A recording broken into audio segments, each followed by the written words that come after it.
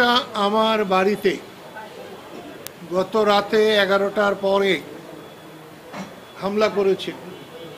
কারা করেছে আমরা জানি না, কিন্তু 10-12 জন লোক, এবং তার মধ্যে মনে হয় বেশি বাচ্চা ছিল, ঢিল ছুঁড়েছে, গাড়ি ভেঙেছে।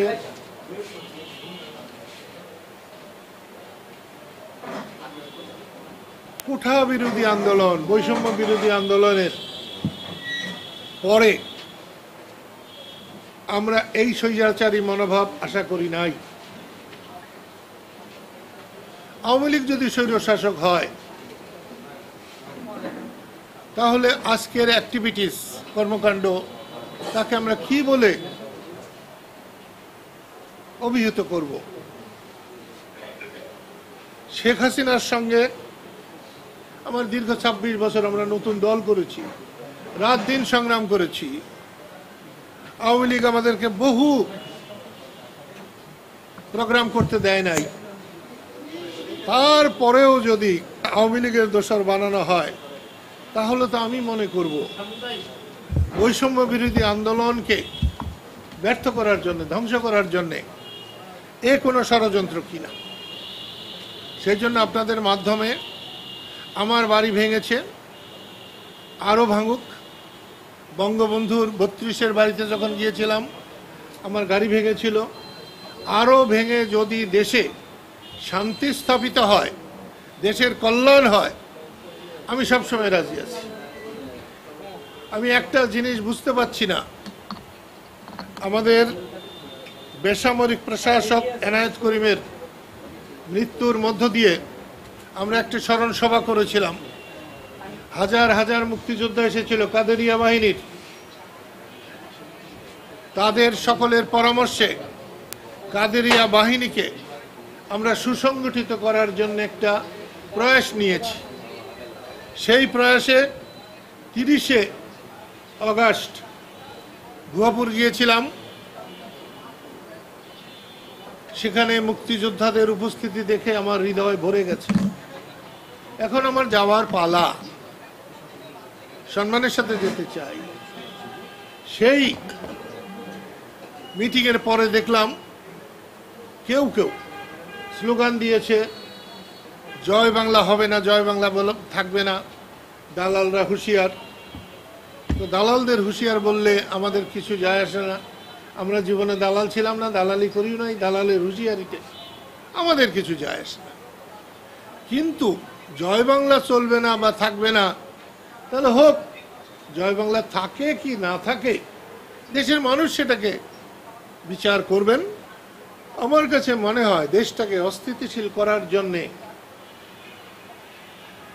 জাতীয় আন্তর্জাতিক ষড়যন্ত্রকারীরা সুযোগ খুঁজছে, এবং সেই সুযোগ অন্তর্বর্তীকালীন সরকার দিচ্ছে কিনা আমি ঠিক বলতে পারবো না।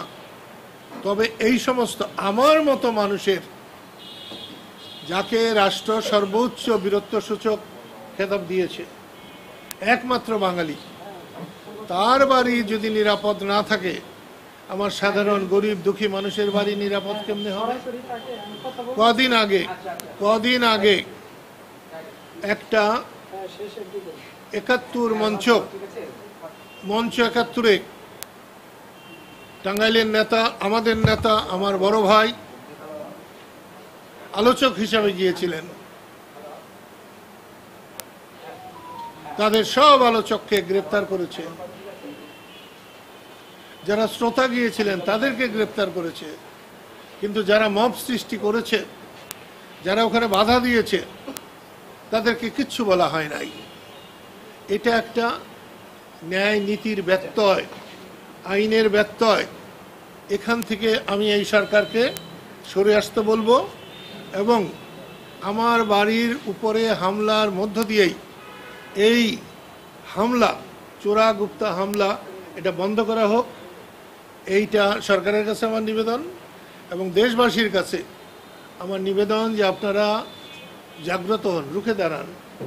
এই রকম অন্যায়কে সহ্য করলে পরবর্তী বংশধরদের জীবন, সম্পদ, সম্মান সবই হুমকির মধ্যে পড়বে। এটা সম্পূর্ণ মিথ্যে। আমি আওয়ামী লীগ করি না। রাজনৈতিকভাবে শেখ হাসিনার সঙ্গে আমার কোনো রকম মিল নেই।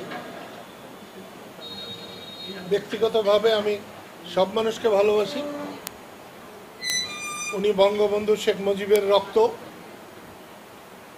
আমি সব থেকে বেশি শ্রদ্ধা করি।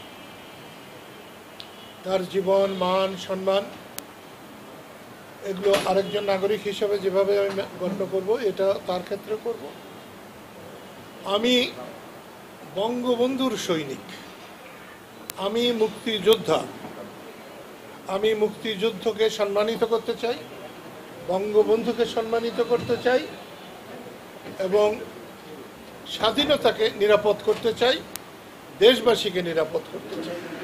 এখানে শেখ হাসিনার নেতৃত্বের আওয়ামী লীগের কোনো জায়গা নেই। আমি ইনশাল্লাহ যাব। মুক্তিযোদ্ধাদের সমাবেশ ডাকা হয়েছে, সেখানে কেন যাব না? 10টা মানুষ থাকলেও আমি যাব এবং যা হয় হবে। আমি মনে করি গায়ের জোরের চাইতে মনের জোর অনেক বড় জিনিস। আমি মনোবলে বিশ্বাসী মানুষ। আমি আমার যতক্ষণ পর্যন্ত আমার ধ্যান থাকবে, জ্ঞান থাকবে, ততক্ষণ পর্যন্ত আমি আমার মনের তাগিদকে অনুভব করে বাংলাদেশের মানুষের যতক্ষণ আমি সেবা করতে পারবো, আমি চাই যেন ততক্ষণ আমি বেঁচে থাকি। আমি অচল হয়ে যেন এক মুহূর্ত বেঁচে না থাকি।